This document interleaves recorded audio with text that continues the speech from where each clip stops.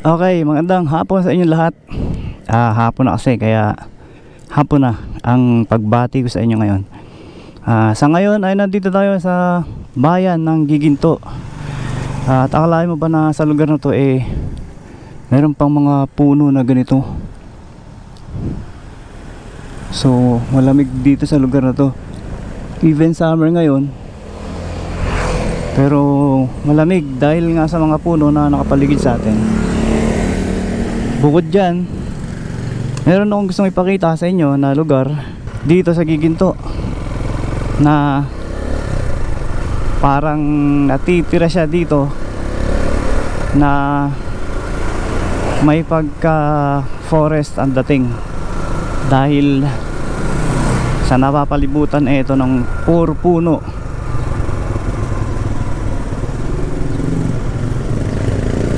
At dito tayo papasok.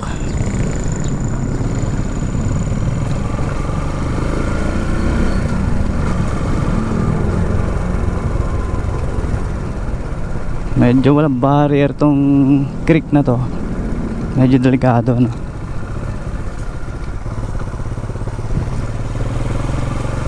Nakakalain mo ba sa lugar na to meron pang isang lugar na kala mo nasa ibang dimension ka. At sa liit ng kalsada, pansinin nyo, single lane, kasya lang ang tricycle. Kapag nagsalubong ang dalawa dito, bigayan to. At etong lugar na to marami mga halaman, mga nagtitinda rito ng halaman. Tapos yung kahanan natin dito sapa. So hindi ako sure kung pag malakas ang ulan ay umaapaw to.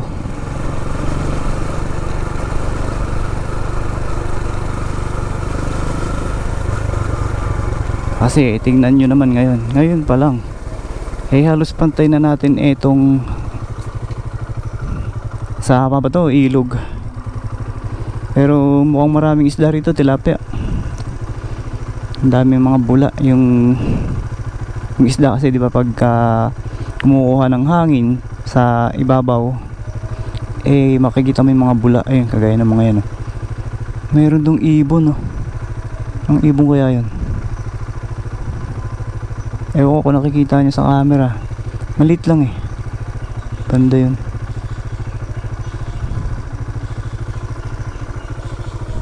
So kabilaan, yan, nasa gitna tayo ng tubig. So kagaya nung nabanggit ko kanina, marami ditong mga nagtitinda ng mga halaman. Ganito, mga farm lot kasi to. So ito isang farm to market road. Hindi ko lang alam kung may tagusan to sa pinakadulo. Subukan nating diretso hanggang dulo. Tingnan nyo naman yung kalsada, napakaliit, napakakitid. Sana may tagusan para hindi na tayo babalik. Kasi sa map parang may tagusan siya, pero hindi na siya abot ng Google Map. Ibig sabihin putol yung kalsada hanggang doon. So ngayon may dala akong drone.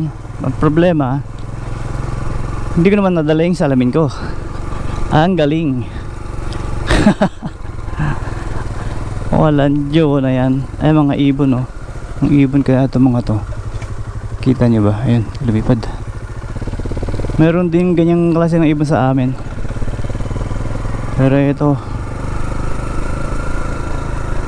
hindi makakalain na may daanan dito sa sulok. Sa gitna ng Giginto dito sa Bulacan. Mas maganda sana kung mapalipad ko yung drone. Ang problema, nakasalamin, so delikado, kaya wala talaga tayong drone shot dito. Ano ba naman yan? Ba't nalimutan ko yung salamin ko? So, tingnan nyo yung kalsada, medyo natitibag na yung bandang kanan dahil sa kapanga o ilog itong ating bandang kanan, kaya lumulubog tong bandang kanan, nagtitibag-tibag na siya. Siguro sa sobrang tagal laging basa yung ilalim, kaya nagkakaganyan siya.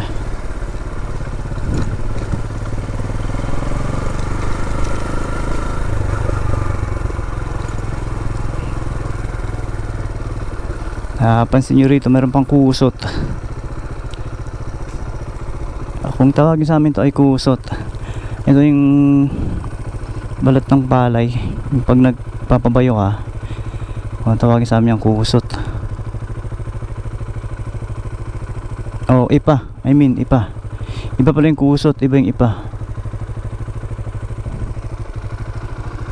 So ito, puro halaman dito sa kaliwa natin, puro halaman yan. Walang dumadaan dito, mag-isa lang ako na bumibiyahe sa lugar na to.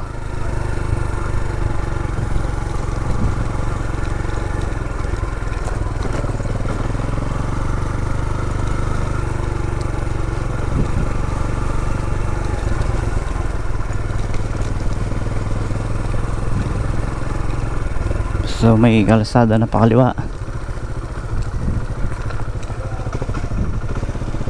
At eto, mukhang resort ba to? Malawak yung lupain. Mukhang resort to. Resort nga. Ruby's Private Resort Farm and Event.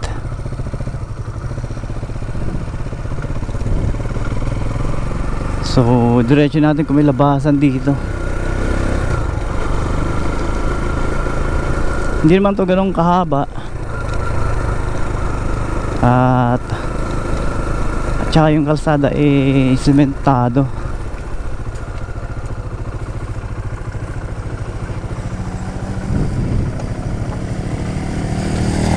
Dumaan. So palagay ko etong bahagi na to ay puro puno na yung gitna. Karamihan puno ng mangga. Ayan. May daanan pa naman dun. Diretso pa natin dun. Tsaka yung sapa dito medyo natutuyo na. Maburak nga lang ano. Puro burak. Ito, burak to.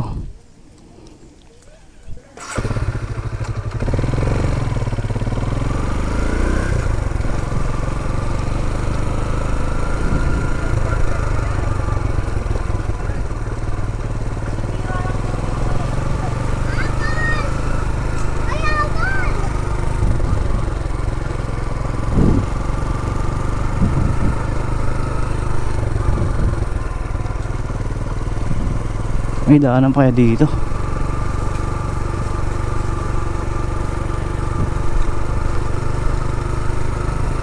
Yun lang, mukhang putol na. So maigsi lang siya. May daan pero may labasan kaya. Boss, may labasan pa ba dyan? Wala na. Ah, wala na? Wala na yung labasan dyan. Daan tao lang. Pero walang tagusan dyan? Wala na. Meron dyan kakapraso. Baka hindi ka rin makakaahon doon. Gagano lang ako. Late lang? Pwede yung maandar ang motor doon. Nakakay lang. Ah, pwede silipin? Ha? Pwede silipin? Sige din. Sige, salamat.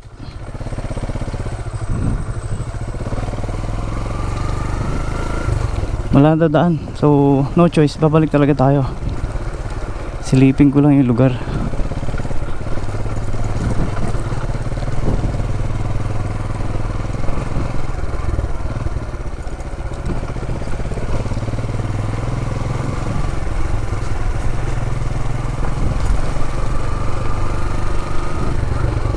Akala mo bang sa gitna na itong giginto may trail? Kaso sana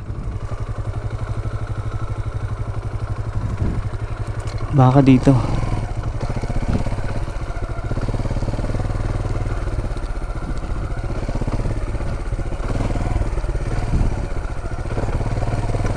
Maliit nga.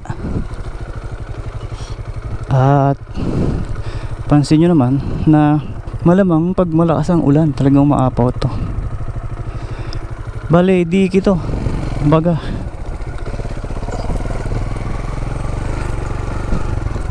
Oops. Ito yung sinasabi niya na kapirasong daan tao. Tingnan ko kung hanggang saan kaya natin.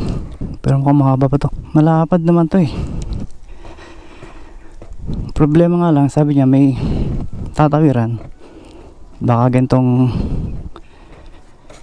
baka dito sa sapa na tong tawirin. Diretso natin dun.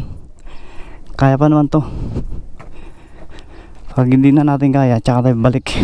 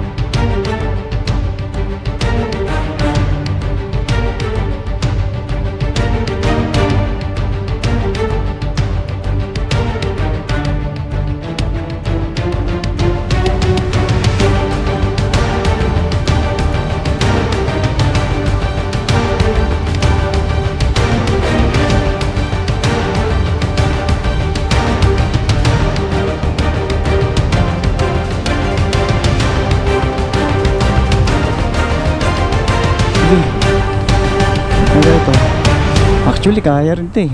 Paketin natin yung motor eh.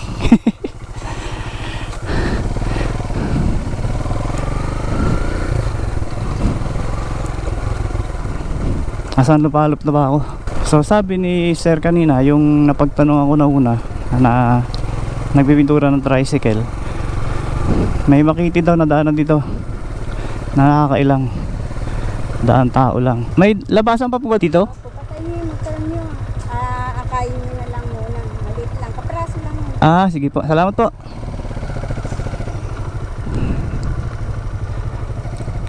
Ito yata yun.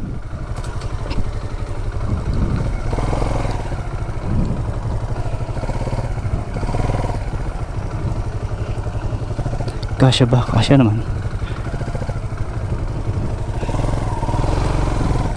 Maliit nga.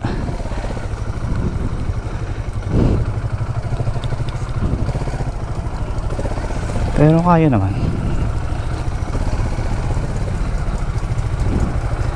Iskinita nga lang talaga.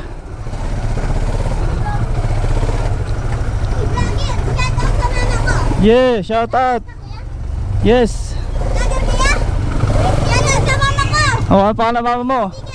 Sticker. Wala ako sticker. Abusan. Ano pa na mama mo? Ano mama nyo?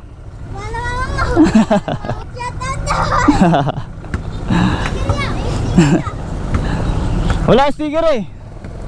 Naubusan eh. Ano pangalan ng ano mo yan? Page mo. Page ko. May dadaan pa rito? Teka lang, pakita ko sa inyo ah. Tandaan nyo ah.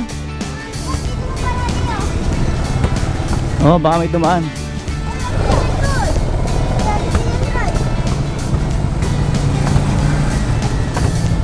Yan, tandaan mo.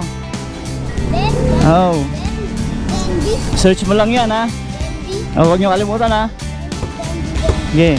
Ingat kayo ha, ingat kayo. Pogi. Ikaw, liga. Sir. Sige, thank you.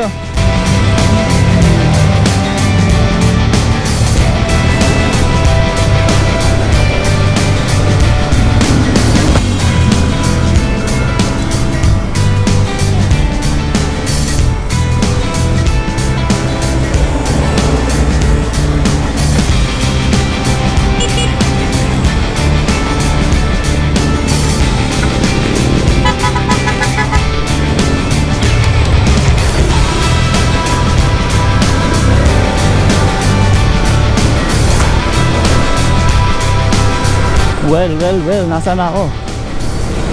At etong nakikita natin ay ito yung ginagawang tren or NSCR.